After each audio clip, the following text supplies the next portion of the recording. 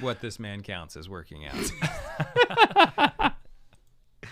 Guys, I might move to Tulsa if this goes really well. We'll see. Well, No pressure. Actually, It's going to go the way it's going to go. is it closer to South? Is it very close to South Carolina? No? No, it's not. Okay, never It's mind. definitely not closer. I definitely am not moving to Tulsa. What's in South Carolina? My in-laws. But it's not really further away. I mean, it's an airplane ride. Is there a direct down there from here? I don't think I so. would. On the Lord's team, There might be. the winning side. So raise your glass.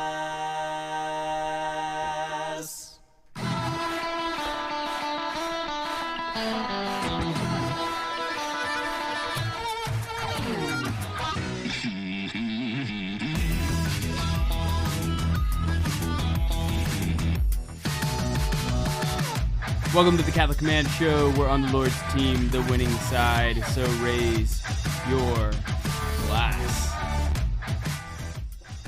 Do that. Yeah. I'll do it again. Yeah.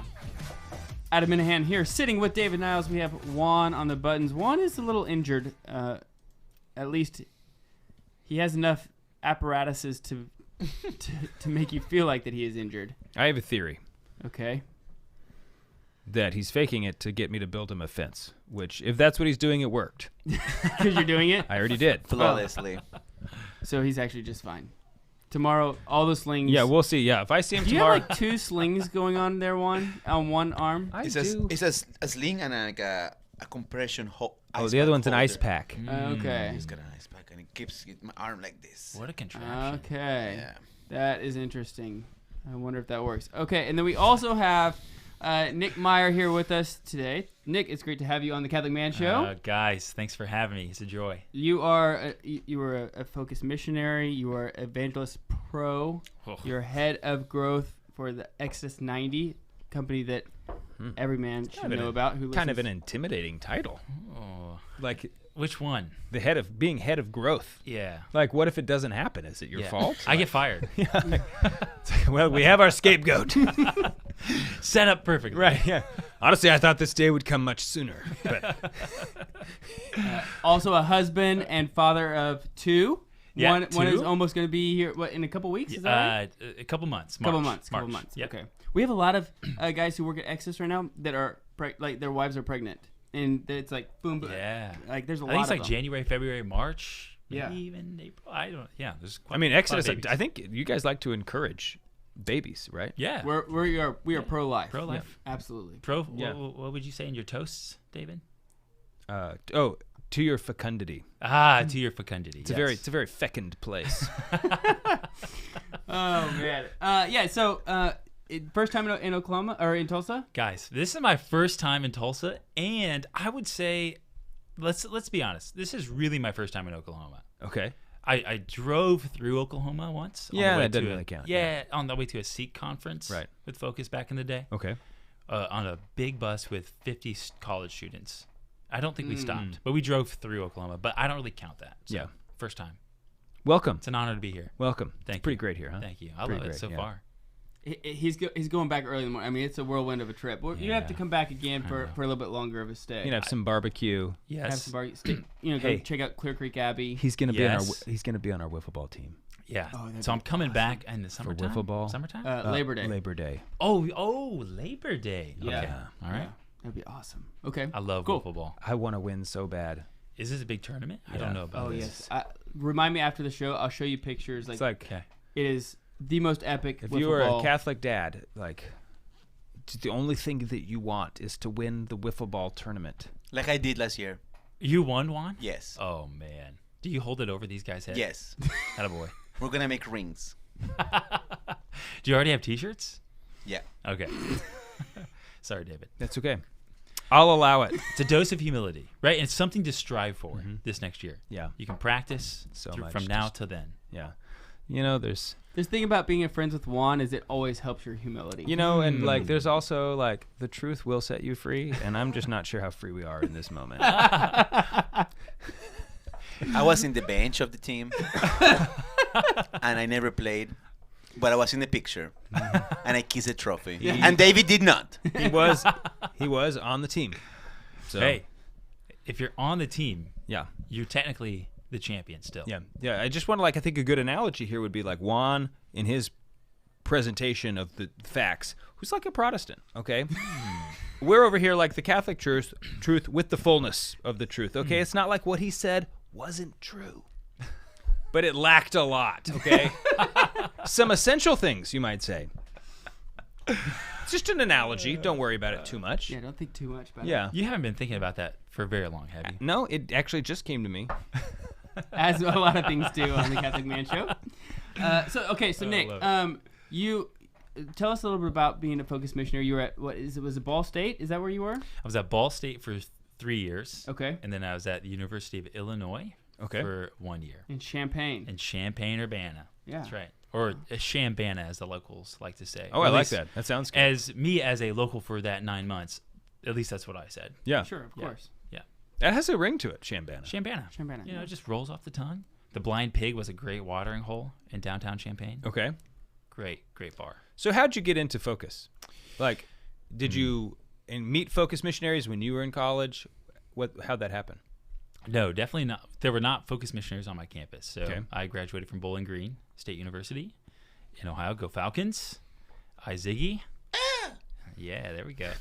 And when I graduated there, one of my good friends, she was working for a year, had her own little cleaning business called Zelly's Cleaning, St. Zelly's Nice. Yeah. Because I think she was the patron saint. Okay. Of cleaning. Okay. Okay. For some reason. Who knew? I don't Okay. know. Yeah. Anyways, she ended up, after a year, leaving that and going to be a missionary with this organization called Focus. And she called me and said, yeah, I'm at summer training, learning all about this thing. I'm fundraising my salary. You would love it. And I need to fundraise my salary. Will you support me? Mm-hmm. And I said, yeah, tithing is important. College was an impactful time for me. I would gladly support you. So Yeah. that's how I first learned about Focus. Yeah. Was through supporting a missionary. So yeah, started there. Then another friend from a different university. I started my college studies at Ball State University in Indiana, and so I supported 2 missionaries. And then they had this thing called, well, now many people know about it. It's called Seek. They have this huge conference. It's kind of a big deal. It's a big deal. Like Yep. 15, 20,000 college students Yeah. are at it. It's huge. And a couple old guys. We'll be there. We'll be there. We'll be there. We'll be there. Yeah, So- a couple old guys. Yeah. But so in 2010, 2009, they didn't have Seek. It was just called Focus National Conference. Ooh. And it was in Florida. And so I was teaching at the time. I'd graduated college and I was teaching. And my friend Laura, shout out to Laura, she was like, hey, you should come. And she just recruited a bunch of, friends, Catholic friends from Ball State, Bowling Green, to go with her and the students at University of Kentucky. So we went down to Florida, went to the Focus National Conference. And from that point, I thought, man, I think I should probably apply to be a missionary. So I did. What was your prayer life like at that time? Like, were you very in tune, or growing in your spiritual life, or was it one of those things that hit you that sprung your spiritual life? Yeah, that year that I was teaching, when I graduated college, I had a long time girlfriend. We broke up. I thought she was the girl I was going to marry. Yeah. It was like that point in my life where I was like 1 foot in, 1 foot in the world, 1 foot, trying to follow Christ. Mm-hmm. Right. And that just kind of tears you apart. Yeah. And so after that point in that summer, I was like, that's it.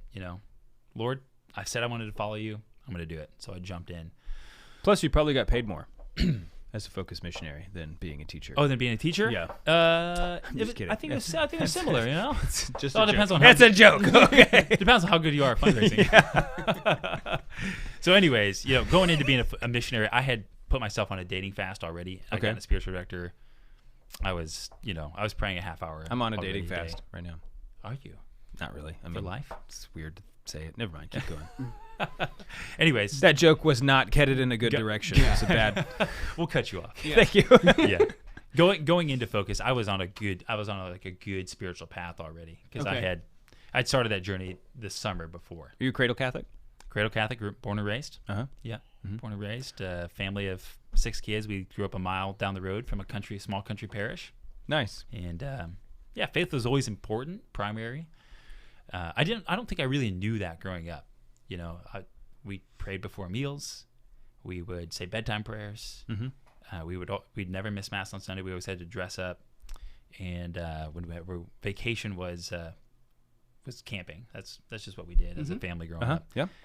And we tent camped. Oh yeah. So we always had to take church clothes, slacks, dress shirt. Yeah. You know, nice shoes. So mass was always a priority, but we would pray the rosary every once in a while as a family. But outside of that, it was, you know, it wasn't a Bible study. It wasn't, you know, anything special. I mean, you were a Catholic kid in the 90s. That's right. Yeah. 100%. Yeah. But I am always fascinated and intrigued by people like either who join Focus or just who have like want to be a missionary. Okay. I was raised Catholic. My faith was more and less important to me at different parts of my life, but I've never felt like I want to like drop what I'm doing, go somewhere, you know, like, so was that like a desire you had throughout your life, or was it just kind of God put it in your life at that point? What happened? I definitely never wanted to be a missionary. Okay. I never thought, man, that sounds so awesome, adventurous. Go I want to out. do that. Yeah. No, I wasn't even looking for it. And this was like, I was good at that time. I liked teaching. It's what I'd studied. It's what I'd prepared for. And God kind of put it in my life at that point in time through the example of other people that I saw. And I just kind of felt a little bit of that tug, at least to go explore. One of the things that I really struggled with for a long time in kind of my young years in college and right after college was this idea of discernment and knowing what to do. Yeah. And there was just so much of the uncertainty. It's very elusive sometimes. Right. Discerning. Yeah, exactly. Okay, so when we get back, I want to ask you about how Focus helped prepare you be a disciple, like, and to evangelize and go out and baptize all nations, bring them to Christ. Yeah. And how that helped you, kind of helped you even to what you're doing today. Sounds great. All right. Love it. We'll be right back.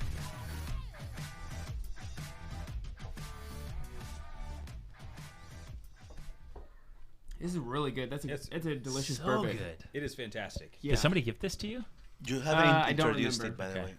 Huh? We You have haven't a lot of introduced it. bottles. Yeah, I know. so That's I why just- I'm going to do it. I don't really remember. You don't just keep track of where every bottle of bourbon goes? Dude, there's about 20 in them in that closet right there. Oh, man. Boy, is the 90 days hard when you're doing the show?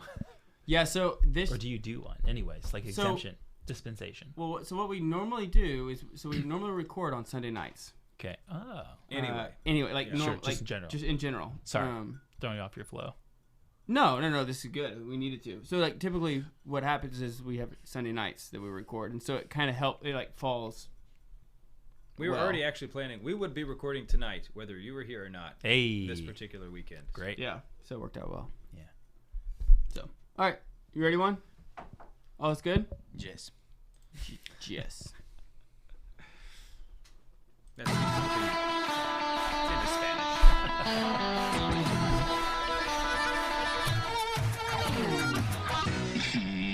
Welcome back to the Catholic Man Show. I'm David Niles with Adam Minahan. Special guest Nick Meyer here with us. Product of Focus, Exodus, and his parents. And my parents. Thank you, Jane and Jeff. Thanks for being here, Nick. And you know what? Let's raise a toast to Jane and Jeff. To your health and your fecundity, Jane and Jeff. Cheers. Past, present, and future. God is outside of time. Thank God is outside of time. There's all kinds of fecundity, guys. Yeah. All right? There's spiritual fecundity. There's physical fecundity. And I think that's it. Really what I want to know is how many times a day do you try to say fecundity? Well, Or a version of it's- it. You know, it's like you gotta be selective. Okay? Doesn't It's- seem so. It's situational. There's not. It gotta be situational. When you're in the situation, I say hit it hard. Yeah, with, just go with all the in. fecundity. Yeah. Okay. All right. Okay. What are we drinking? I want to make sure to mention the whiskey we're drinking today. We're drinking High West whiskey, which we've had High West. We've had other bottles. Uh-huh. I've really loved everything from High West. Adam, you picked this up somewhere. I don't actually see it very often.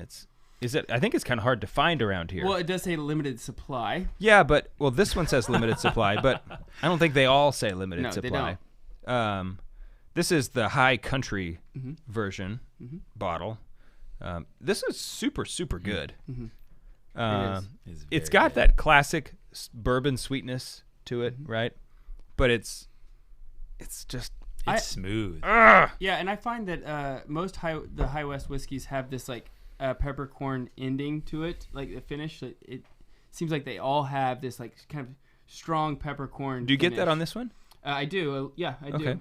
It's not as prominent as a lot of the other ones, but you can still tell it has this signature. Okay. Like to me, Yeah, it's there. High West has a signature, like kind of not bite, but aggressiveness at the end. That are like it's smooth but aggressive. It's a deep burn. It's a deep burn. Yeah. Almost like a deep track. Yeah, I mean, I like a whiskey with just like with a raw edge, a little bit of a raw edge, you know. Refined but aggressive. Right. So anyway, So, yeah. High West does it. tend to be a little bit more on the expensive side, as I recall, For a a bourbon. Yeah. Like, how much is this? Like $80? I don't remember exactly. Okay. So Yeah, I don't think I've ever seen one less than 50. right. Yeah. Yeah. Would that track? I think so. Definitely. Yeah, Okay. I think so. Yeah. Also, before we keep going, Okay. we're going to Poland. Yes, we And are. we No want- way. You want to go with us, Nick? I love Poland. Have you been? Yeah. Oh, Favorite part of Poland? Oh man. We're going there. Favorite part. I love the mountains. Zakopane Okay. in the south. Mhm.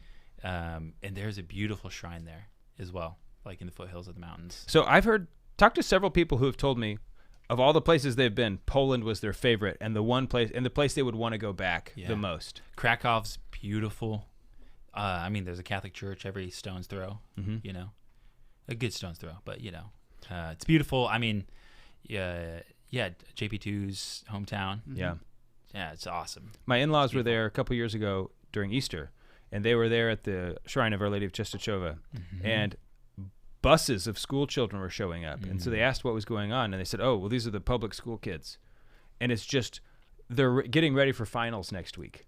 And so the schools, it's just what you do in Poland. Yeah. You make a pilgrimage to Our Lady of Czestochowa so that you can do well on your finals. That's It's just crazy. like, Yeah. what? It's like a mind, like what a beautiful. just blowing my mind. It's like, can you imagine doing yeah, that? you In, like actually had as that, if, yeah. hey, how many lawsuits would we have here in America if we were like, well, obviously it's like mandatory. We're all going to go pray. You will pray. If you want to do well in your finals, you better get on your knees and pray to Our Lady. You know, like zero chance here in Tulsa or here in America. all of those. all of those is things, true. all of those It's all things, true. yeah. Yeah, it's all true. Anyway. Yeah, one of the other really cool things I heard about, I actually haven't looked this up, but we went in 2019, I think it was. 2019, because my wife has family that's still in Poland. Oh, okay. Distant, Okay, you sure. know, but Very still cool. there. And so we went, you know, met this whole family, went to this, you know, kind of homestead where her grandfather, you know, his parents, you know, were from east of Warsaw in this small little town and village. And I mean, it was awesome. But anyways, they were telling us about this pilgrimage that happens to Our Lady of Czestochowa, where people walk from all over the country and they converge upon Our Lady of Czestochowa. I can't remember the time period, but it was just like that concept is just beautiful because they just pick up people all along the way, right? If you're coming from, I think it's pronounced Gdansk. It's a town, it's a city in the very, very north part of it, and they just pilgrimage and walk all the way to Our Lady of Czestochowa. Like just Wow. the faith and the Wow. beauty of that. Yeah, just inspiring. So we're going Yeah, it's great. Uh, When are you going? this spring. Yeah. So we will be Nice. there Easter week. Yes. Man. We'll be there on Divine Mercy Sunday, Ah, ground zero for Divine Mercy Sunday. which is also a great place to be. Yeah. So anyway, go to selectinternationaltours.com/CatholicManShow. Yes. You can look at the itinerary. and all the, We all want, the things. we want you to go. Yeah, you should go. If you're considering go, Yeah. it's beautiful. And like- highly underrated. Poland's highly underrated. Yes, right? We're talking about evangelization, and really I think pilgrimages, I don't think in the discussion they don't get brought in, but making a pilgrimage actually can be incredibly good for your evangelization. And Adam, you had a good question for Nick, and I want to get to it just a second, but what it has done, in just my own limited experience of making pilgrimages, is it gives you really interesting things to talk about surrounding the faith. So, when you encounter somebody who's, not Catholic or whatever, you can, it's like, hey, well, one time I went to Rome, or one time, let me tell you about this. And you don't have to say like, oh, the Catholic Church. You can talk about the beauty and tradition and history that the Catholic Church is inextricably a part of. And it has a way of just weaving, when you can kind of have these things to talk about, the evangelization just like subtly is woven into everything that your conversation. Yeah. Do you think there's something also to do with the actual like physical movement of that? So like, people talk a lot about the Camino de Santiago, right? But when you go on pilgrimage as well, it's like you're going to a place, there's a certain experience because you're moving and you're somewhere different and you're walking in the footsteps of some other place. I wonder if there's some sort of tie just in the way God made us and wired us. Because what did Jesus do all the time? He walked, yeah. Right? And what did the Jews do every year? Well, they would pilgrimage to Jerusalem. Yeah. Right? And so I think there's something really, innate within us that we're built for that. That's a really good point. I haven't thought about that, but there is a cost for moving, like traveling. Like even if you're sitting in a car all day, and you're in a long road trip, when you get there, you're exhausted, right? You have literally done, like even if you're just in the back seat, you've done nothing. There's zero reason for you to be tired or worn out, right? But there is a cost. That's the only way I can put it, right? And so I think that if you're paying a toll, like for a pilgrimage, I don't know. There's something there. We'll think about Let me that. get back with you. Well, I mean, we are body soul composites, right? So we come to the fullness of reality when both our physical and our spiritual are engaged. So Yeah. Plus metaphysics. you know. Absolutely. Yeah.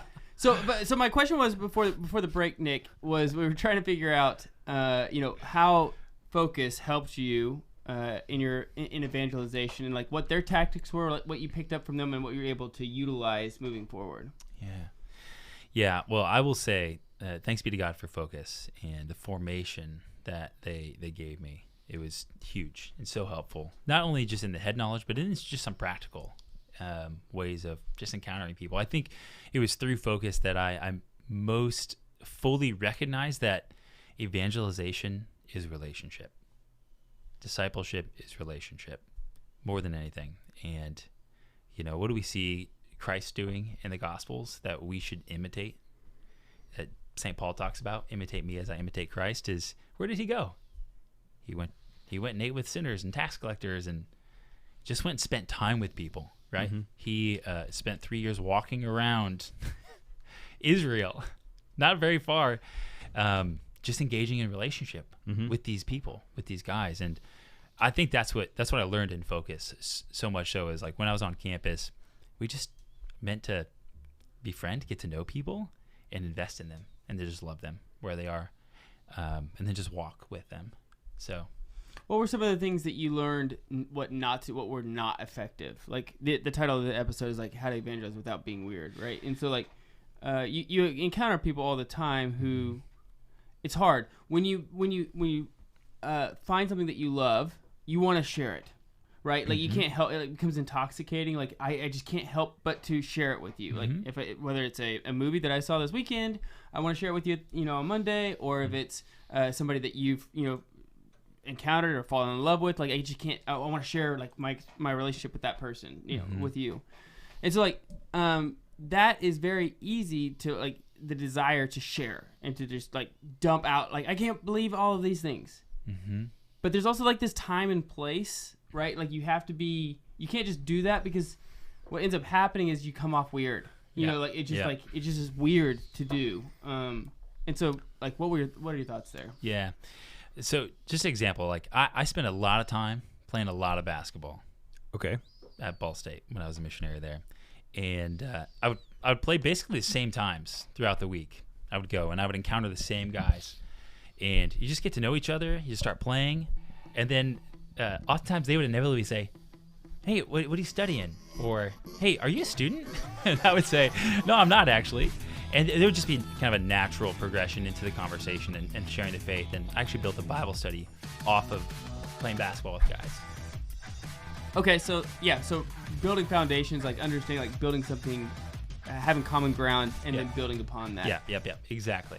Okay, cool. We'll be right back here on the Catholic Man Show. Sorry, I never know when to stop talking when that comes on. It actually has taken us years and years and years of trying to figure out how long do you actually have? Having the courage to like just keep keep going. talking. It's like no. I'm gonna say one more point. I'm actually gonna make another point, even with. I mean, the music. 30 seconds. Like you feel like, oh no, I gotta hurry and finish, Yeah. and then you realize, oh no, wait, we still It's have longer. like, There's so much time. yeah. Okay. Yeah. Yeah, we've done that. All right, we'll be right back. And And then the music is still going. Yeah. Still going. Because you want to talk through it and still it starts to Still like, going. Until it Yeah. really, And basically really- dies. yeah. Yeah. Yeah. Juan, is everything good on your end? Mucho. Okay. Good.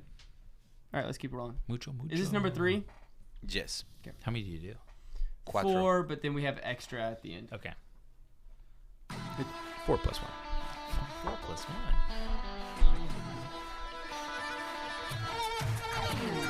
Welcome back to the Catholic Man Show. Bro, it's the third one. Oh yeah, I'm supposed to bring us in. you're right. We've done this for 7 years. Like on the third one, I always bring us in. You know what? I think I've done this before, but I think only like maybe 2 or 3 times. Maybe twice. Yeah. In the 7 years. I mean, in 7 years, like I feel like it's a pretty good track record. I don't know if you've ever done it though. Yeah. You may have done it once, but maybe not. I don't know. I don't think he anyway, has. you know what? You go ahead. You do it now. Okay, welcome to the Catholic Man Show. Okay, so we're here with Nick Meyer. He is the head of growth of Exodus 90, and we were talking about his experience through focus and evangelizing and falling in love with our Lord, and how to be able to share that love that you have with our Lord with others without being weird. That's kind of where we are. Yeah. And so before the break, you were talking about how you were playing basketball a lot when you were at Focus, and you kind of built that rapport with the guys, like just hanging out, having fun, having leisure. That kind of naturally gave you the opportunity, the window in of like, hey, who are you? What are you about? Yeah. Yeah, it's building trust more than anything, right? It's just like anybody you meet and you just invite them to do something that you love to do. Or you just go and do things that you love to do and you meet people there.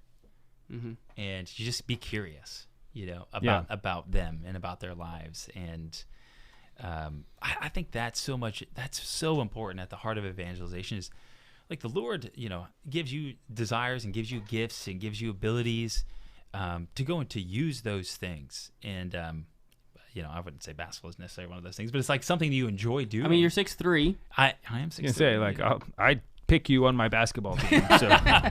He looks agile. Yeah. But, we often would just say, just do the things you're doing and invite people into it. Like, do the things you love to do and invite them into it. So it's like, David, I just learned you had a couple cows. You're going to get a couple pigs. You've got a garden. You meet somebody, just, hey, invite them over to do those things. Oh, you like to garden too? Man, what do you do? Right? Like, how do you do it? This is what I've tried to do. I have a problem with that. Like, I just think there's we overthink it and we overcomplicate it, which makes it weird. Yeah, I think one of the problems that someone might run into is they say, I'm going to go out and between 2 and 4 o'clock, I'm going to evangelize. Right. Okay. That, I guarantee you, is going to be a disaster. Okay. Yeah. Because what does that mean? Like, I'm going to go out and I'm going to try to have a conversation with someone about Jesus. And okay, this is a good goal, but if you just go up to someone and say like, I'd like to talk to you about Jesus, like they are going to run they're going to do one of a few things. They're going to run, or they're going to they're going to get out their own guns. Cause like maybe they're like, all right, let's do, and now all of a sudden it's turned into like a game or a debate or it's like there's no evangelization that's going to take place. It's just not going to work. Yeah. And that's not to say that the Spirit might not move you to go have a conversation with somebody. Right. Certainly. But that's the difference, between planning and being open, right? But at the root of any of this is you have to have a relationship with our Lord, and you have to have a prayer life, Totally. and a consistent prayer life. And if it's right, Elijah and Elisha, right, in the Old Testament, he hears that voice calling him. He's like, I don't know, is that, But then eventually he says, "Here I am, Lord, send me." And how can we move into that disposition in a relationship with our Lord to operate out of that and to listen to Him and move at the prompting of the Spirit with Him? And then sometimes I've been in times when it's like, yeah, I kind of feel like I should go talk to that person, but I don't really want to do that. Yeah. Yeah. But that's where a little bit of courage and I've had just like, many Lord, I'll times do that. where the situation is now over, and then I say, Yeah, I missed it. I wish why didn't I say this? Or like, and I kind of like play it back in my head, and I realize the Holy Spirit was whispering, like, because I had the thought, and I just didn't say it and didn't realize that like this conversation was coming to an end, and it's just, I've had so many failures in that way. I didn't intend to fail so badly, Right. but that's just the way it went. Yeah. Yeah, Nick, I'm so glad you said that about courage, like, because I'd be interested in your thoughts on courage or fortitude and the fear of being rejected. Because I think that's the lack of courage, right? Either you don't want to do it because you don't want to be weird, or the fear of rejection. Yep. How does that play? Like, how do you combat that? Man, that's so huge. I will say that was a huge hurdle for me, because I don't know about you guys, I like to be liked. Yeah. And I don't want to be seen weird, and rejection, it's a hard thing. It can be a very hard thing. I think combating it is understanding who I am and whose I am. So where is my identity rooted, and what is being asked of me? And if somebody says no to an invitation, again, part of this is the approach, right? Like, how am I approaching somebody? What am I saying? And then if they say no, are they rejecting me? Are they saying they don't like me? And even if they did, should it matter? Yeah. Why would it matter? Because I think it's a question of, we all want to be liked, we all want to be loved, and that's not a bad thing. But it's, whose love do I really need, in my life? Not that I wouldn't want it from everybody, but it's initially, right, at the root, it's rooted in the Father, it's rooted in our Lord, and it's in those, closest to us in our life. And then beyond that, Yeah, because the love that we desire is for the infinite. That's right. Right, and so if we try to put our trust in the finite, we will never be satisfied. Never. And so it's always only in God, who is the infinite, that can satisfy the yearning and the love that we desire. That's right. And so when we put our trust in men or women, in the desire for them to like us and love us, and we want that, which is a good thing, because we were made for communion, right? Even we're part of the mystical body of Christ. We actually need one another to grow in holiness. But if we have a disordered love of desiring their love over our Lord, then it will never satisfy us. Yeah, if I'm placing their approval over what the Lord is asking me to do, then that's the disorder, right? So I think it just takes a little bit of, it's just that recognition of that, and even just knowing thyself, right? Like, I think St. Augustine would talk about that. Know thyself, and Lord, reveal to me the things that I don't know about myself yet, and help to move me towards that, to the fulfillment of how you made me to be and who you made me to be, so I can live in freedom, within your will in my life. I think another element that makes rejection difficult is when we don't have an ordered way of measuring success. Okay, and measuring success in evangelization, there's a temptation to measure it in responses to invitations. How do you manage that, like in your own life? Just eventually, Yeah, because you call thousands of men every year. Mm-hmm. To talk about Exodus 90, to check up, even just to check on them, just to see how are you doing. How can I pray for you? Mm-hmm. Like how do you temper that success rate? Because that's gotta be tough, right? Yeah. You know, because if you invite somebody and they say no, Yeah. like does that mean is that a failure, right? Do you put that in the failed column? Like what do you do? How do you measure it? Because you could end up saying like, oh, they said no, but you planted that seed, and then the next year when you call them and invite them, that seed has matured. Or and maybe sprouted. when somebody else comes to them and invites them, Right. Yeah. it's like Yeah. they said no, but they thought about it. You don't know what happens in their mind and in their heart. Yeah. So it's really hard to equate, right? Like, evangelization, I think in the church, it's so hard to measure success, because we think about it in worldly terms, like you guys just talked about. And it's not like we shouldn't measure things, right? We want to see if we're being effective. We want to see if, what we're doing is efficient and the best. Or if there's ways that we could just talk about things differently or better, right, to do that. Yeah, we want to be effective. Absolutely. But it's not about that. Like you said, it's about, am I being faithful? Am I doing what the Lord has asked me to do? Which is to witness to him and to his love and his desire that all men might be saved. And I can't measure that. It's just not possible to do that. But can I go and till the soil? Can I go plant seeds?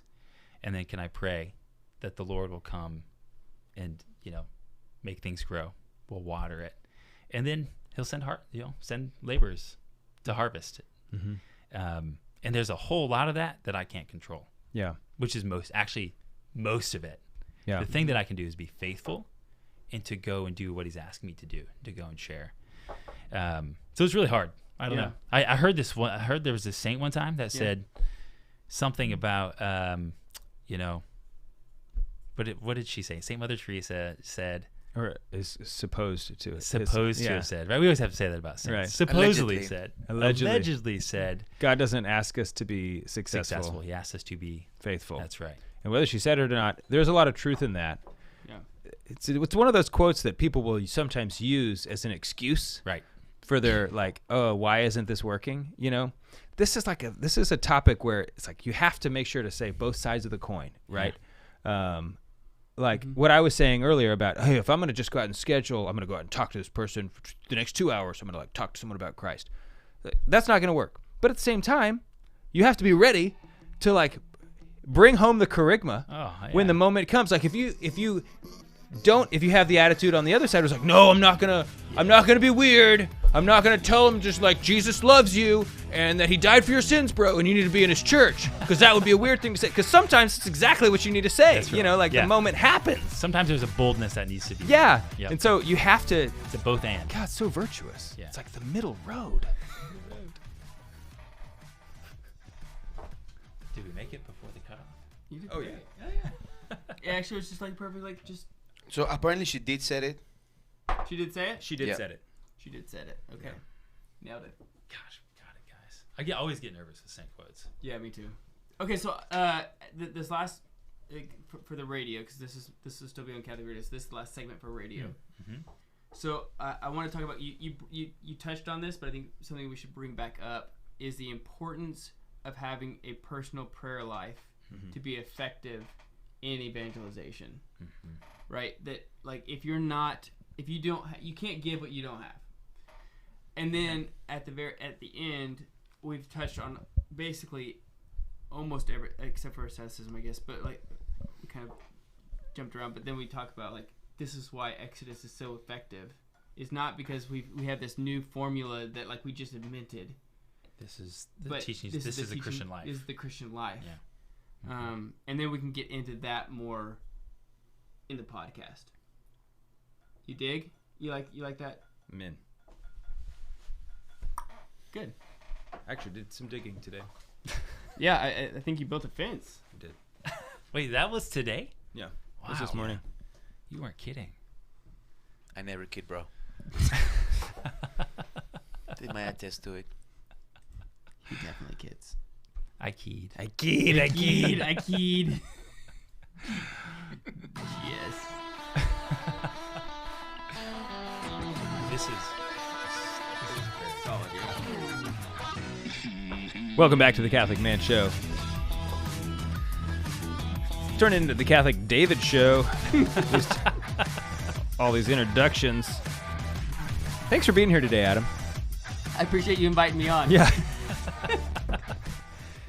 So we're talking about evangelizing, right?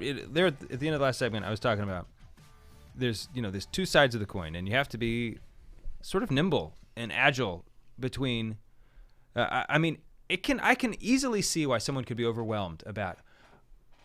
This is like one of those moments in discernment where it's like, oh, did I say exactly the thing the Lord wanted me to? Maybe he wanted me to be more this or more of that, and like you can really get wrapped around the axle in like trying to perfectly do God's will and like just like the fact that I am the worst and like terrible. Mm-hmm. So when you're dealing with these competing forces, both which are good, right? Mm-hmm.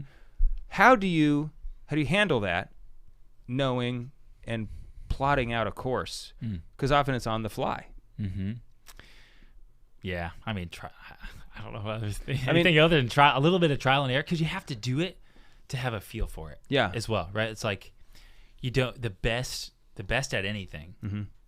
They don't become the best at anything just by reading about it and thinking about it and listening to people talk about it. Yeah, I actually have to go do it, and that means you're gonna fail, or you're gonna like think you fail, but or you might say something wrong. You might make somebody angry, but it's like, okay, Lord, then what do you do afterwards? Yeah. And for me, it's always like, okay, Lord, like they're your beloved son or daughter. I'm going to pray for them and hope that my mistakes or the things that I've said don't hinder them, but somehow you turn it into good.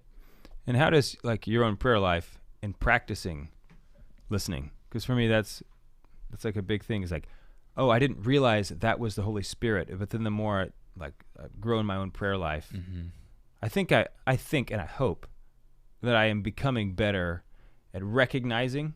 You're more in tune. Tune, right? That when the Holy Spirit makes because you might have a thought. Sometimes it's hard. It's like, oh, was that just a thought I had, or was that the Holy Spirit, right? And I think that I'm getting better at discerning that, right? Mm-hmm. Like, how is your prayer life important? I mean, in those moments, yeah, it's critical, but I don't always get it right either, But it's like the more I don't want to say the more time that we spend, but it's like the more consistent we are in committing time with the Lord, right? It's a relationship. Right? Like this is what it is. The more time you spend with someone, the more you get to know them, and you get to know their mannerisms, right? Their quirks, their habits. Within that, and that's so much true with the Lord as well. And so, like, what does that actually mean? It's like, I need to read the scriptures, right? Because that's how God has revealed Himself to us through the scriptures. We know that, so I got to spend time with Him there, and I have to allow Him to reveal Himself to me through the scriptures to teach me how He's worked, how His Spirit has worked, in the New Testament and the apostles. And you can look at the lives of the saints and how that's manifested as well. How they moved and how they listened and how they reacted, and then it comes back to, okay, Lord, but you made me a particular way. How are you going to operate within me? What are the gifts that you have given me? I always think about what do we learn in from our baptism and confirmation? Oh, we're given gifts from the Spirit. Mm-hmm. Do we actually ever stop and think about those? Like what those might be for me? Yeah. Or are those just like dusty boxes sitting in the back, all closed up that I've never opened up? I'm afraid to answer that question. Yeah. Yeah. And so, I mean, I'm afraid to answer that question oftentimes, but it's like, gosh, I should probably what are the gifts of the Spirit? What might I have? Right. And let me go take a look at that. And what are my specialties? Yep. Yeah. Because you have some. Absolutely. Yeah. I like how you made the distinction too between time and being consistent. Yeah, I also like Because that. I thought that's really, because a lot of times, especially in just the way I operate, is like, okay, I try to be transactional a lot of times. Like, okay, I put this in, I expect this in return. And a lot of times, and I think we can fall into the trap of, I'm panicking, I don't know how to handle things, I don't know what to do in my life. I'm gonna go to the Lord. I'm gonna spend 8 hours. I'm gonna buy some grace. I'm gonna spend 8 hours in front of the Blessed Sacrament, so that way I can figure something out. Yeah. While that is not like, you should definitely spend time with him. Like, go to him. He welcomes you with open arms. You should go to him. But there's a difference between that mind frame and just being consistent in prayer. Can you speak to like just the importance of consistency there? Yeah, I was taught this right out of college. Actually, the first time I was like really learning a prayer life, and I had a good spiritual director, and he was like, no matter how you feel, every day get up a half hour early and pray for a half hour every day. And he taught me Lectio Divina and how to journal and do that. And that was the most fruitful year of my life, learning how to do that. And it wasn't necessarily that it was 5:30 in the morning. It wasn't the half hour. I don't believe this, right, in my experience over time. It was just the fact that he said, no matter how tired you are, it doesn't matter what time you go to bed, commit to doing it and get up and do it and be there and show up. You made an appointment, show up for the appointment and be there. So I think like the Lord honors, like he honors that choice, and he wants to bless that, and he wants to bless that in your life. And so I think that consistency in that time has fluctuated throughout my life, right? It's like it's been 30 minutes, and then as I grew, it became an hour, and then early in my marriage and fatherhood years, it was like 20 minutes Right. a day. Yeah. It goes down. Yeah, you get married, start having kids, it goes down. But it's like, how can I still be consistent right. with that? Can I still commit? And right, like, and it goes down rightfully so. Absolutely. Yeah, because it's Part of just your it's vocation. part of having an ordered life. Your vocation has different requirements of you. But the oak tree doesn't grow overnight, right? That's right. The acorn doesn't turn into an oak tree overnight. That's right. And this is like the virtuous life, right? It's like, this is what you're called to do, regardless of how you're feeling about it. Like, you've made this commitment to live the Christian life. So what is the Christian life? And whether you feel like doing it or not, you're supposed to do it. Yeah. I mean, I think you mentioned some of the saints. Just think about some of the saints who were masters of evangelization. Okay, I think people like Saint Benedict, who was trying to like just be left alone. Okay, and people were flocking to him, and he was this source of evangelization from the wilderness. Okay, and it wasn't because, and there's other examples, and it's not because these people are monks. Okay, if you become a monk, that does not mean you're going to be good at evangelization. It's because of their prayer life. It's because of what they had to give. And the exact opposite Right. is St. Paul. Right? St. Paul's the exact opposite. He kept going to places trying to evangelize, and was like kept getting like. He was pretty successful though in general. But he also was like getting turned down a lot. He also got like killed once.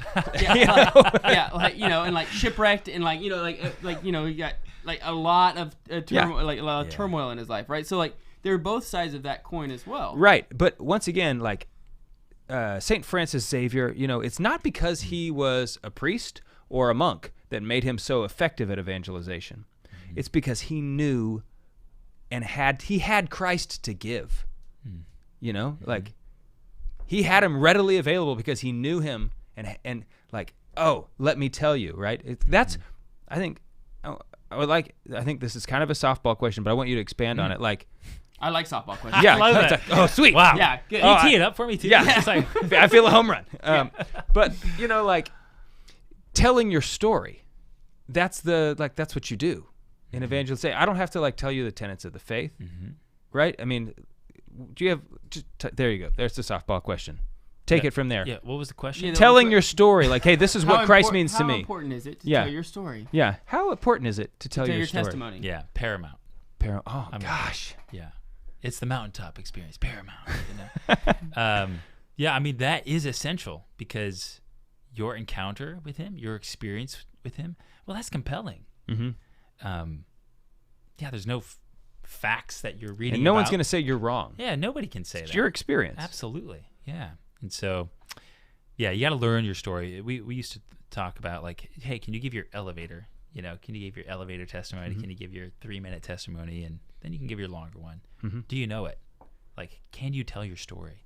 Because I think sometimes we don't even think about it, right? Like, you know, really faithful, you know, really, if you're really faithful and you do pray and you're really striving to grow in your faith, do you look back and see how God has shown up in your life and really kind of thought that or wrote that down, even just as bullet points? This is where the Lord showed up. This is where the Lord showed up. This is where the Lord showed up. And here's what happened at that point. Gosh, this time man, that was a huge pivotal moment. A crossroads, some might say, or a fork in the road where I decided, man, Lord, I'm going to follow you all in. So it's kind of like, I just don't think people step back and think about how the Lord has interacted in their life and then put it together to be able to tell people. Yeah, I mean, I think if I asked you, you know, like, hey, what do you love about your wife? I mean, you could go through the litany of things in which you love about your wife, right? And like, it wouldn't be very And how hard it to do. started. Yeah, and Yeah, like, I mean, you where it could give started like a and long the- tail. All the details. And the Yeah. pivotal moments of when you realize, like, oh, I like her, to I love her, that I want to marry Right. her. Like, you could tell the whole story. You can tell an abbreviated story. You can tell a long story about it.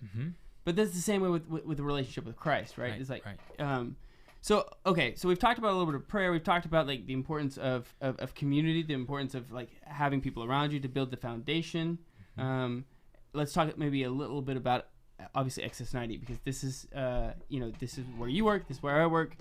Okay, so we're gonna be out of time on the radio, on Catholic radio, but this is a great teaser for going to thecatholicmanshow.com and check out our podcast, because there's gonna be questions about Exodus 90, and then we're gonna ask you like some of the questions that you always get about Exodus 90 and how you respond to them. Okay, great. How Yeah. cold is cold? Is jelly a sweet? Yeah. Oh, jelly.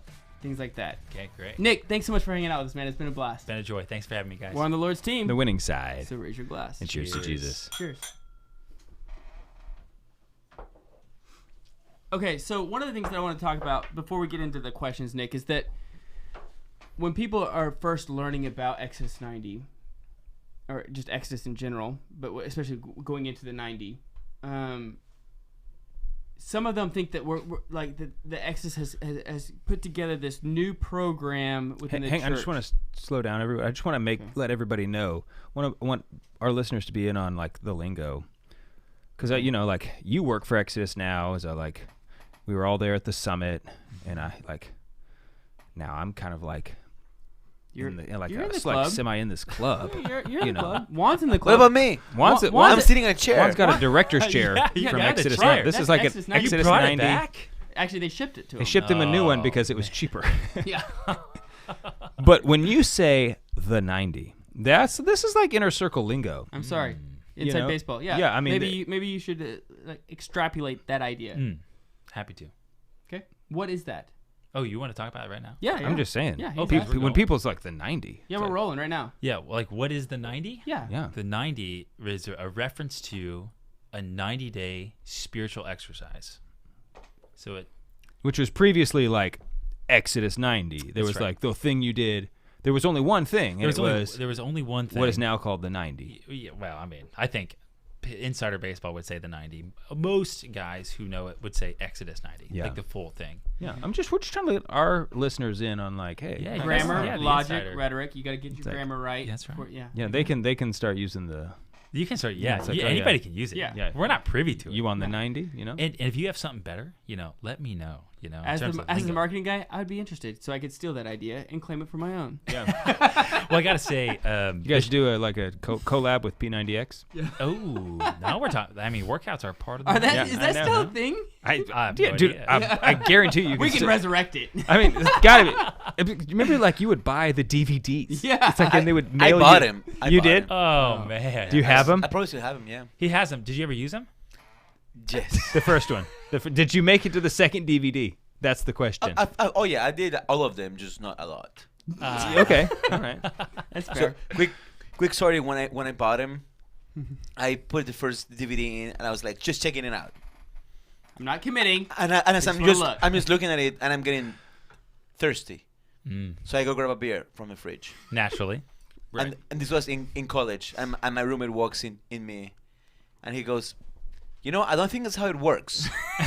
You can't just I like don't think you're doing sit it down, right. drink beer, and watch a workout video. And expect it to work.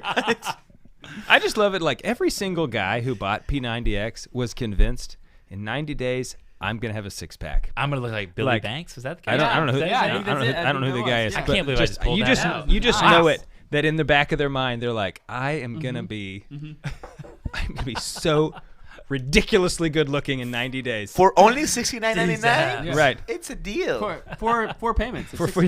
exactly. That I don't know who did that. That guy had to make just a killing. Oh, Okay, I'm gonna pull us back. Yeah. I'm all reading right. us back. All in. right. So the 90. So okay. yes. Okay. So as we're going through so people think when they are introduced to Exodus 90, some of them think that Exodus has created this new program that is unique to Exodus, that is something that has never been done before.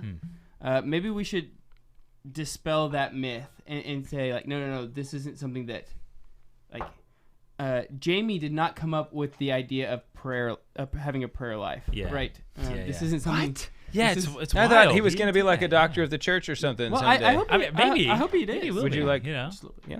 Yeah. Yeah, it's like the three pillars, right? If for anybody who is unfamiliar with Exodus 90, it's based off three pillars: prayer, asceticism, which is just acts of self-denial, because that's an old word we don't really use that often, which I'd love to redeem and bring back. Yeah, I think yeah. There's great benefit to doing that. And the third pillar is fraternity. And, this is just essentially the Christian life. And if you would look back a couple hundred years, they didn't need these kind of things put together because they just lived that way Yeah. in a lot of ways. Even today, in a lot of places in the world, people like to talk about the discipline of a cold shower. Like, oh, cold shower, I could never do that. I'm like, do you know that like 70% of the world doesn't have warm water? Yeah, and 100% didn't like 100 years ago. Exactly. I mean, Exactly. the first hot shower was taken. I mean, Well, like, it shows how quick we get acclimated to the luxuries of life, which Yeah. is the importance of. and I like hot showers. Yeah, I don't like get it me too. wrong. It's not a bad thing. I'm a big Yeah. fan. But Yeah. whenever I joined Exodus 90, the first thing that people would tell me was like, "Oh man, so you gotta like take cold showers all the time." Mm-hmm. And I was like, "Yeah." Hey, can I get the Monday? Can I get your Monday shower? And, I just want. I don't care which one. and I'm so- just picking Monday. and they were like, "I can't believe you're gonna do that." And like in my mind, I'm thinking like, well, okay, let's pull back and let's say you get to have the job that you would really love, and this is what you would want to do. This is what you feel like God is calling you to do, and you get to do it, and you get to provide for your family while doing it, and all you have to do is just take a cold shower. Would you do it? I mean, would you? I mean, like to me, that's not actually like yes, it's not fun, right? It's not fun to do. It's Like, not comfortable. it's not comfortable. But it's not. It's a small price to pay to do the thing in which you feel like God is calling you to do. I mean, a lot of times marriage is not comfortable, right? You have to do things that you don't want to do. Sure. Fatherhood is not comfortable. Yeah. You have to do things in which you don't want to do. Think about anything that you have That's that you've worth doing. had satisfaction in your life, But whether it's- it was like learning to play an instrument or developing a friendship. Like Getting good at a sport. yeah, exactly. It was riddled with tons and tons of discomfort. But It's it's almost worth like it. you need it. Right. Yeah. Yeah. Exactly. But I think that the problem is too many guys focus on the disciplines as like the thing, and that's what the holdup is. A lot of times is like, oh, I could never do that, or man, I don't want to do that. Like, oh, March Madness is during this time, or whatever. But it's like, what's the point of all this? Like, what is the point of Exodus 90 in the first place? Well, I sure hope it's about I want to grow in my relationship with God. Number one. Right. And then number two, I just want to be a better man, and I've been struggling in some areas. Yeah. And if we can, if guys can really kind of stop and step back and say, how is my life right now, and where are areas where I'd like it to be better, and then take a look at this and say, all right, let me think if this might be helpful. Would you invest 90 days in this way to see if you might come out a little bit better on the other side?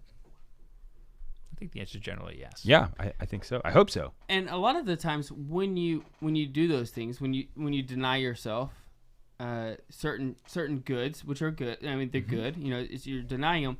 But what it does is it kind of clears your vision, and you actually realize some of the other things in which you cling on to that you don't even realize that you cling on to.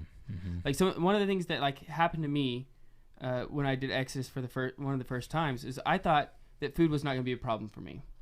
Like, I'm not necessarily a foodie. I love barbecue, but outside of barbecue, like I'm like most of the time I eat for utilitarian purposes. Like I just want to make sure that I'm being able to function and keep like I like a nice You just meal. don't want to die. Yeah, but I don't want to die like from malnutrition, so I'm just trying to get through the day and keep going. And if I could give up food and only eat chocolate chip cookies, I would.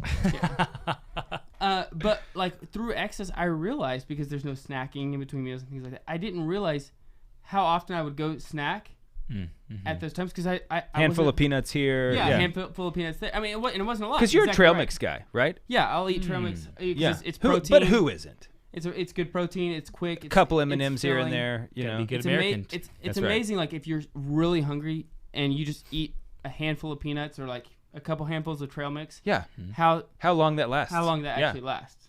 Right, yeah. So, Absolutely. but I didn't realize how the habit that I had gotten into doing that. And then, again, we're not Stoics, right? We're not doing this just for the sake of denying ourselves, but we're doing it so that way, like you had mentioned, to grow closer to Christ, to be able to provide ourselves in times that we normally take for luxuries in this world, but to say, no, I'm going to deny that time period to give to our Lord.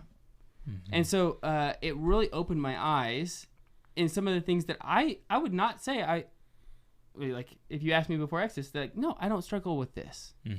Right. I don't struggle. Yeah, you look at the list of disciplines, you're like, yeah, I don't expect that to be a problem. Right. Right. And then all of a sudden, Like this one's gonna be hard, but that one, Yeah, I got no this. problem. and then like No day problem. 50, you realize, wow, this one's actually kind of hard. Yeah. I didn't realize Yeah. that this was going to be tough. It took 50 days to feel. Well, on some of them, I mean, some of them were like day one, right? Yeah, you know, yeah. but there's I some- knew it. I had a hunch. This is day 0.5. Yeah, but there are some of them that you just don't realize and until, and this is the beauty of 90 days, right? It's not something, because it's long enough to where it really kind of uncovers some of those things that you may be clinging onto that you're even like you just know through your subconsciousness. I mean, or like something that you're just not even aware of at all Yeah. times. You know, the way I think about it is, if you eat a lot of sugar, especially candy, not like natural sugar like in fruit, but if you eat like candy, it actually can interrupt the way you think, right? You're not like your test scores on a math quiz are going to go down. It's simply because you've got all this sugar on your brain, and it's like it interferes the way you think. And I think it's a good analogy for our spiritual lives. Okay, that we live in a truly decadent culture. Like our culture is decaying. It is decadent, and the reason for its decay is because we are just like floundering in ease, comfort, wealth. There's no reason for us to work or to try because everything is so easy, right?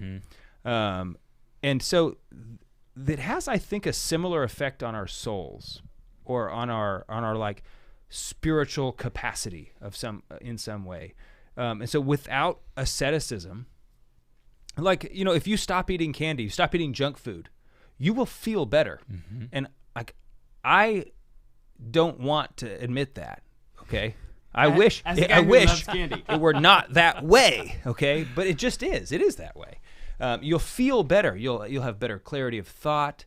Your focus, goes. I mean, it's all kinds of things that happen that are good for you when you like have a balanced, healthy diet, right?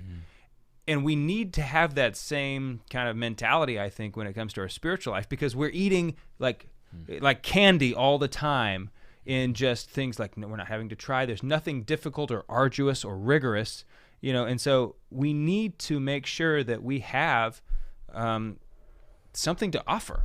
Okay. And it's not like you said, Adam, we're not just doing it to be stoics. We're not just doing it to like punish ourselves. Okay. But we're doing it that we might, fill this role we have as priests of our family, that we have an offering to give. And I think that's really the secret sauce to the asceticisms. I love that. Yeah. And the fact of like, am I willing to give these things up so that I can be more available, so I can offer myself as a gift to others out of love, right? So it moves from these things just being really hard and me kind of like, gritting my teeth to get in the shower, or, powering through the day without that snack that I usually have or whatever, to moving a disposition in the heart and in my mind to be like willingly to take that on. Just as our Lord did, right? Like, how do we imitate him, in these offerings of, I'm going to take that cold shower and I'm going to do it, and I'm going to do it for this person because they're really struggling with this. I got to tell you a story. I met this guy. He's an Exodus man, 2 years now. And I got to, just get to know him over time through different phone calls. And he was like, yeah, Nick, I kept the cold showers throughout the year because I realized the beauty and the power of offering myself, in that, and to pray for other people. So I wrote this prayer. So he wrote out this personal prayer, and then he has a cold shower prayer. He's got a cold shower prayer, and then every day of the week he has a specific person that he prays for. That's what I'm saying, Adam. I just want to be on the schedule. Yeah, all right, I hear you. Put me on the schedule. Yeah. I just want to be on. See. You just print picture of yourself, some paint. No, put it no, in no, his no, no, shower. no. I want you to scream my Too name. far, Juan. No, Too far. no. But Juan it's would do it's it. a- Well, you know, it's a Juan would do it. sacrifice, He would, if it was the other way around. Juan would be willing to commit to He's a better friend. yelling my name every Monday in the shower. He's a better friend than I am. I'll give you a day, bro. Thanks, bro. I love it. Yeah. So, anyways, are there any for you that surprised you when you went through it the first time that you didn't think were going to be hard? Well, so the first time I did it was just, it was transformational for me. The biggest thing, and I was kind of worried about it, was the 20 minutes of prayer. What's going to happen? Yeah. Like, am I just going to like sit here for 20 minutes? Like, so I just can be bored for 20, because when you're sitting there just, In silence. waiting. That's what we're talking about, right? You're Just 20 minutes yeah, of 20 silence. minutes of contemplative silent prayer. Yeah. And you're just waiting for the 20 minutes, Yeah. and Checking the watch. right. It's Oh, like, yeah. it's like, how long has it been? 4 minutes. Pretty said like 6 Our Fathers. It's like, well, that's not what I was doing, but that was a challenge. But only for a brief period, and then all of a sudden, it you know what happened? Like, Jesus was there. It was amazing, right? And I think this is the real thing that I hope to get across to some people. When I talk to them, is that if you spend time in prayer, Jesus will talk to you. I mean, he's actually there. This is not like something that we're making up or we're over exaggerating. Like, Christ wants to come to you. And all you have to do is commit to being there for him. You don't even have to do anything. Just sit there and be quiet. That's easy, right?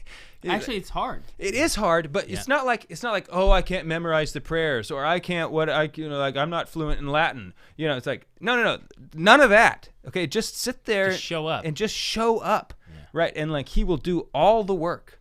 Yeah. It was hard, briefly, and at the end of that first Exodus, I think it's just something I wasn't used to doing. And that's like when you talked about our elevator, your elevator pitch. That's like Exodus is absolutely part of my elevator pitch. And I remember hearing people talk about, hey, what's your elevator pitch? And thinking before I did Exodus, I don't know, I guess maybe some apologetics about here's why you should be Catholic, And now I think back on that, it's like, yeah, that elevator pitch sucked.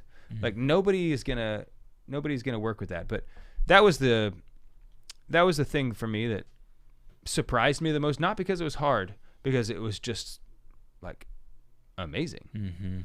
But I want to get practical. I want to get Exodus nitty gritty. Okay.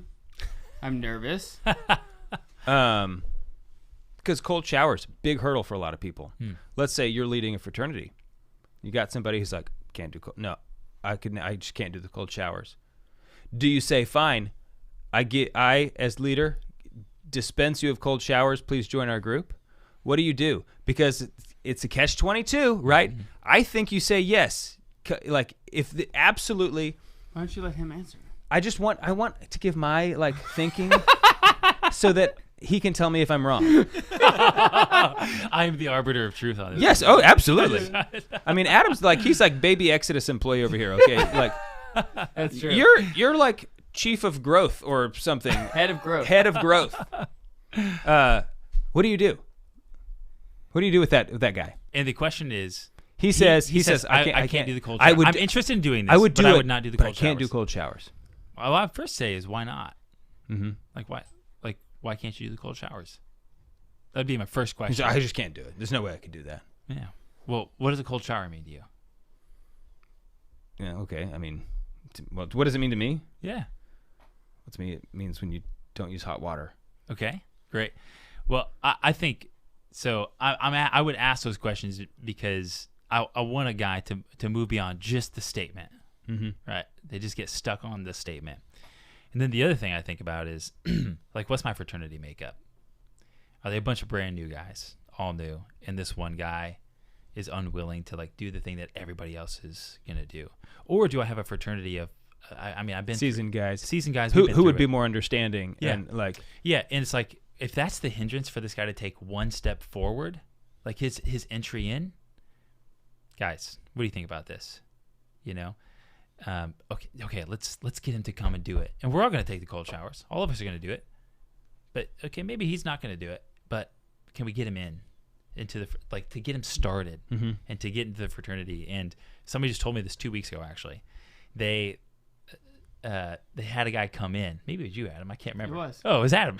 This is Adam's story, right? They didn't make that a stumbling block for the guy. Invited him in, and 3 weeks later, he started taking the cold showers because he was inspired by the men who were in there doing it. Yeah.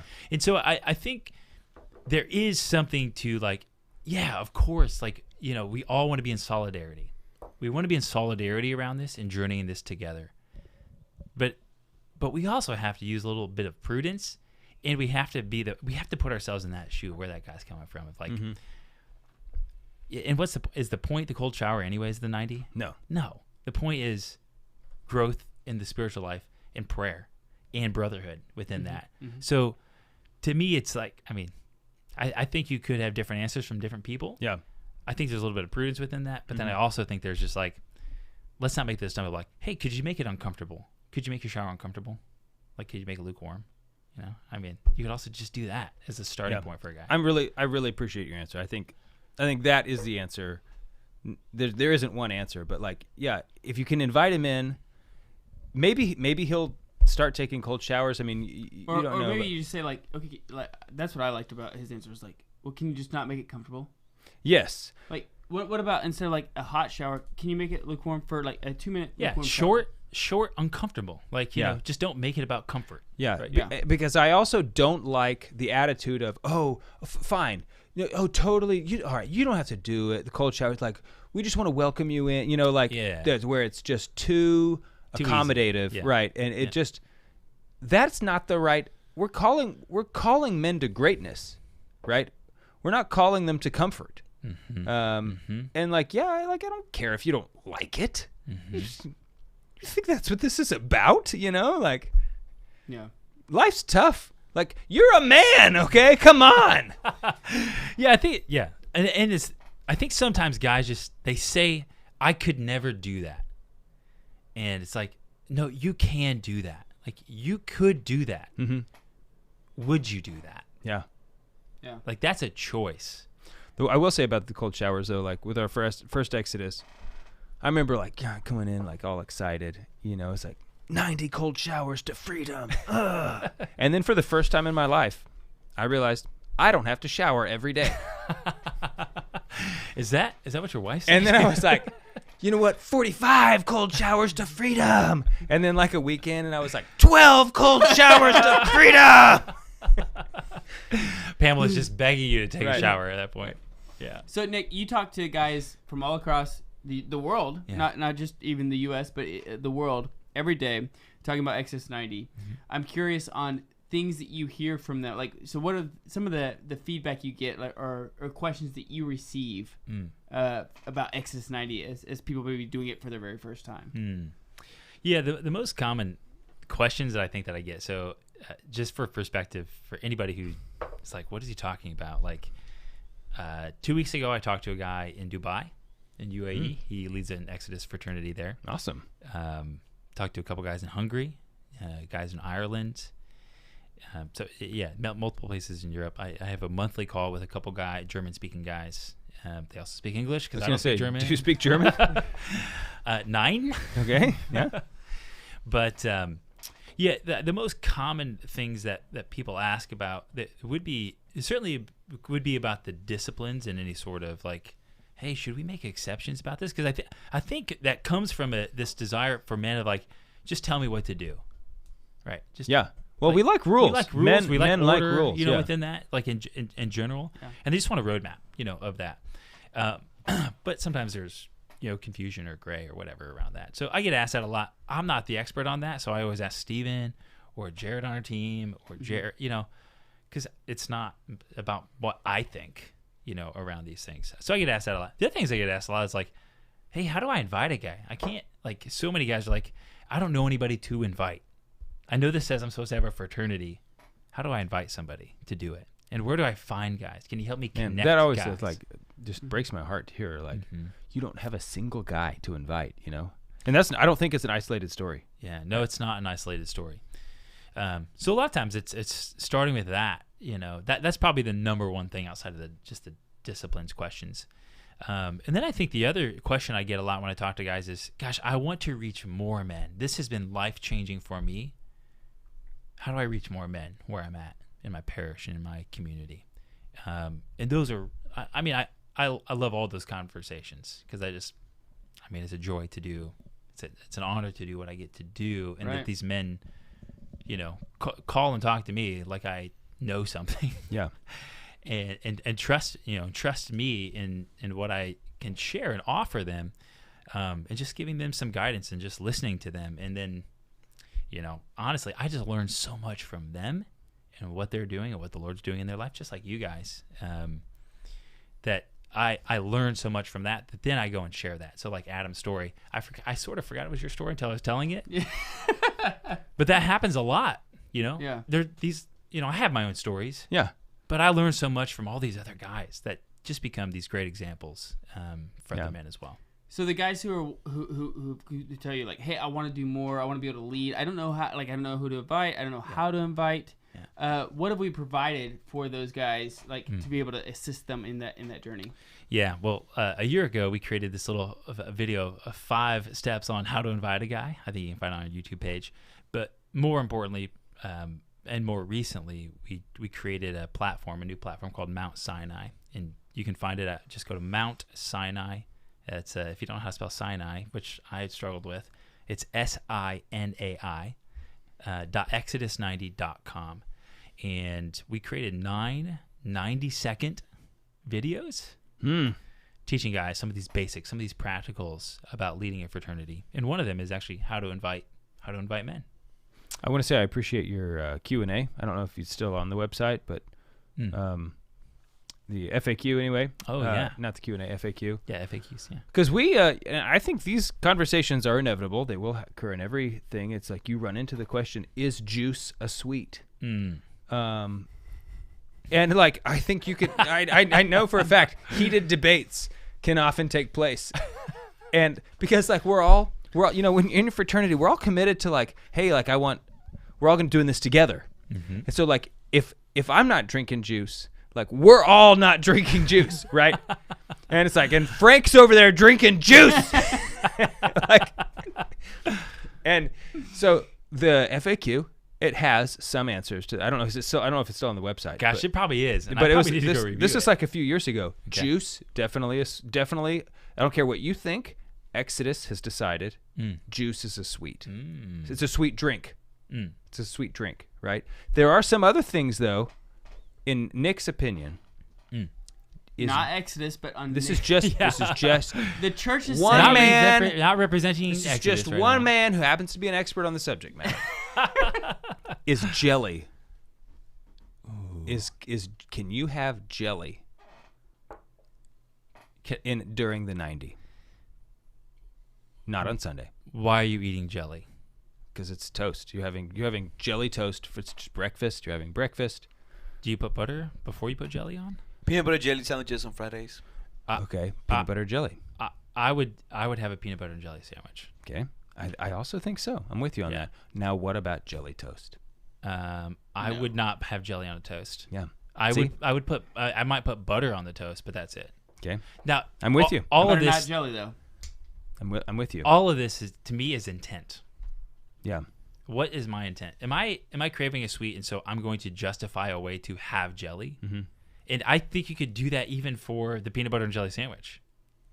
You could. I mean, I don't think. See, the thing is, I'm not, but I don't think anybody is like. To me, a peanut butter and jelly, it's not a sweet. It's a sandwich. it's a sandwich. It's like to me, Yeah. it's just not a sweet, yeah, right? it is sweet, but it's not a sweet. Right. It's like, oh, can I not have a salad like with like there's like some dressings Like a raspberry There- poppy right, seed exactly. dressing. There are dressings that are delicious. I can't have a salad with dressing, and I that's think- not what it's about. Yeah, and I think I like. But your these first- questions are inevitable. Yeah, that's the but thing. I think I like your answer. Right? It's like, what is your intent? Right? Like, listen, are you trying to get around the rules? Like, are we trying to make up excuses? Like, remember what your why is. Like, this is the purpose of and this is what I think is beautiful about Exodus 90 is like at the very beginning is you write down why you are doing it. What is your why? And so like the end, like you can justify something whether it be good or bad according to its end. Right? And so if the end goal is to come closer to Christ, to grow in a relationship with our Lord, and you set aside 90 days to do so and follow this program, when you have a question and you're struggling to answer it, and I don't know which way it is, go back to your why. Read your why. And then think about it. And then whatever you decide, what that answer is, don't be scrupulous about it. Move forward. And then pray. And like the main thing is in Exodus 90, you can throw a lot of things like and kind of waver back and forth. The one thing you cannot do is change your prayer, the prayer aspect. You can't change that. Yeah. You can waver on a couple of things, like if you're trying to bring in a guy or something like that. Like, well, listen, we're all trying to do this together, and there's an importance of building a bond and a friendship with other people and doing things that are hard and difficult, and that unites and forges a friendship, and that's important to do, and that's another reason why Exodus 90 is very important. But the reason why the thing you cannot waver in is the prayer life, because this is what we're trying to do. We're trying to grow in a relationship with Christ. It's the essential thing. It's the essential. Yeah. And if I can encourage the one other thing, prayer is the essential thing. The other thing that supports that in a really full way is the weekly meeting. Yeah. When you lose that, when you stop showing up, when you stop checking in with your anchor, it's just easy to fall off. It's just easy. Yeah. I've done it too many times in my life. Right? I don't have good brothers. I don't have somebody asking me how it's going. It's not somebody saying, "Hey, did you pray your 20 minutes today?" It's just, "Hey, how was your week? How's your prayer life?" Asking specific questions. I do think you get to the point where like it doesn't have to be every day, especially not if it's not outside of the 90. You don't have to check in every day. No, Okay. definitely not. But just like you said, hey man, how you doing? That's great. I have a last question for you. Oh. I'm asking this question for a friend. I mean that I actually am. Does rocking a baby for no matter how long ever count as exercise during Exodus 90? Can you and let me say, like, does it matter how long you rock a baby? Would that ever in your life count for exercise during the 90? Yeah, Adam, I can't believe you're the friend that asked this question. You know what? I can look into the camera right now and say, I did not ask this question. And I feel very good about it. I'm literally asking this question. You're for a literally friend. asking this Yeah. question. I don't have a good. I think I would go back to the why. I want you to say no. I just want you to say no, Dave. That's a terrible question. And it doesn't matter how long you rock a baby. It never counts as your exercise. Well, what if you're doing, what if you're doing squats while rocking a baby? All right. You know? Okay. Well, but and see, what if it's you're doing not wall sits? It's not the baby rocking. That's true. It's not the baby rocking. Yeah. Well, and when I think about rocking a baby, I'm sitting in a chair. But I don't know if that's what you mean when you say rocking a baby. I'm pretty sure it was sitting in a chair. Okay. Maybe he was standing. I don't know. Sounds like Hypothetically maybe, speaking. maybe hypothetically he was standing. Okay. Can you stand? Is standing count as exercise? I don't think being sedentary is count as exercise. Maybe if there's P90X on with a beer in hand while rocking a baby. Well, if you have the DVDs on, if you're watching the DVDs and rocking a baby while drinking a beer. No, I think, that's a lot of things happening at the same time. It's almost like, exercising. This is a follow-up to the same question, still the same question. If an activity gets your heart rate up, and that's your only criteria, does that count as exercise under Exodus 90? You're asking as an Exodus 90 versus a doctor. Man. No, I'm just saying the program, Exodus 90, that requires you to exercise. Intense. 3 intense exercises. Intense workouts. exercise. Yeah. Yep. How do you it's define like- intense exercise? Okay. Well, I'm not sure why Juan's commenting on this. Right? Go ahead, define. Is it sweat? Is it pulling a muscle? Boy, is it getting hot Is here, it guys? Is It it actually is. Actually, I've been hot. It's like this whole time. I was like, I wish I had. Why this, do you have the This sweatshirt sweatshirt on? was not on me. Does this count as exercise? Right. I'm sweating. Because I am sweating. Does this count as exercise? Milk was a bad choice. I don't Nick, know. I'd like to empower you to say no to all of these questions. I mean, If you feel in your it heart, sounds skeptical if you to me. feel in your heart that the answer is no, for the sake of a brother, Ooh, for the sake of the brother that needs correction. yeah, or who just needs. Fraternal? I wouldn't say correction? correction, Oh, but guidance. maybe correction. Yeah. I would say it's good to commit to working out and doing something with purpose, intent. Okay. So no. Well, we're just gonna. no, but no. It's defining intense exercise. Yeah, but what's intense for me is not going to be the same intense for you. Yeah, exactly. That's what I'm saying. Is rocking a baby count? For 6 hours. It would not count for me, but I don't see. There's a quality. Have you rocked a baby for 6 hours before? No, because Dave Absolutely said not. for any I amount said of for time. any length of time. See, here's the thing to me. One is that you started rocking the baby. It wasn't. It's like when the exercise is something that you're doing on purpose. Like now I'm exercising. I'm setting this time apart to exercise. When you start rocking a baby, it's just because you're a dad. Can I ask a question about exercise though? Like, Yeah. let's think about people who work like hard labor jobs. Yeah. Do they need to exercise? Yeah, I think that is I think it's a valid question. Oh, hold on. Can I answer? I would like to answer this. Yeah. Yes. What? Tell me why. Because it's not about it's not always about your physical. It's also about your mental. It is a mental discipline. The exercise is not a physical discipline. I believe it's actually a mental discipline. Okay. And it helps actually your spiritual. Like you talked about earlier in the episode, you talked about the importance of dedicating a consistent prayer life to set aside that time and say, this is the time in which I'm going to do this. The same thing, you want to build that muscle to have the strength and the virtue of a prayer life.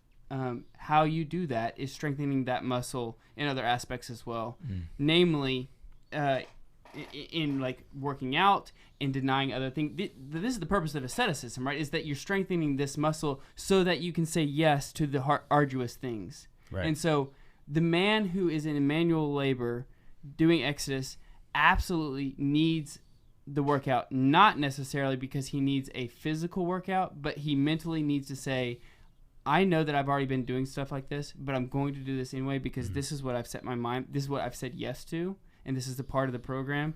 And being able to say yes to this small thing, this is the way it is, this is it, this is it, this is it, will prepare you and build you for that time when you're very tired in the morning and you've been staying up all night with a screaming baby and you're trying your best to still have a prayer life, but your eyes cannot open up because you are so tired and they're stinging so bad, and you still say, "Yes, Lord." Yeah.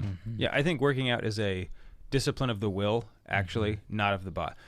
You do discipline the body, but I think it's more about disciplining your will to work out than it is disciplining your body. Great answer. I almost thought, man, did I just softball that to Adam? We actually talked about that before the show, so I really appreciate you. I thought we were gonna not be able to get to that. No, yeah, but it's so good. And, the thing I often think about is the integration, right? Like so often people want to separate mind, body, spirit, will, and Can't do it. you can't do it. And, Wouldn't be prudent. And when you get them in line, right, and you work on all of them, boy, it's a beautiful thing. Oh, Right, you can become fully alive. Nick, how do people find out more about Exodus? Yeah, you can go to startmyexodus.com.